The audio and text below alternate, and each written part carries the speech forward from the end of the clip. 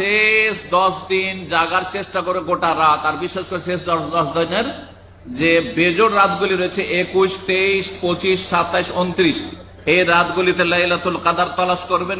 একটা লাইলাতুল কাদার যদি পেয়ে যান তাহলে 83 বছর 4 মাসের নফল ইবাদতের চাইতে উত্তম। লাইলাতুল কাদের খায়রুম মিন আলফি শাহর, হাজার মাস অপেক্ষা উত্তম। হাজার মাসে হয়ে যায় 83 বছর 4 মাস। তাহলে একটা লাইলাতুল কাদার দিয়ে একটা মানুষের আয়ু 83 বছর সাধারণত হয় না, এতটা আপনি নেকি পেয়ে গেলেন। বেশি বেশি জিকির আজকার করবেন।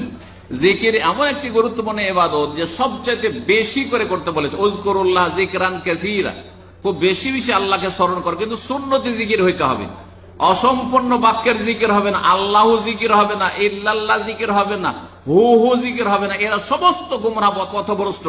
যারা ইল্লাল্লাহ ইল্লাল্লাহ জিকির করে, আল্লাহু আল্লাহু জিকির করে, হু হু হু জিকির করে, ছয় লতিফার জিকির করে, ফাস আনফাসের জিকির করে, সমস্ত গুমরাহ পথভ্রষ্ট এরা। ভালো করে শুনে রাখেন। তাহলে জিকির কি করতে হবে?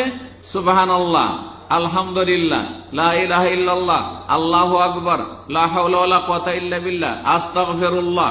এইভাবে পূর্ণাঙ্গ বাক্যের জিকির করবেন।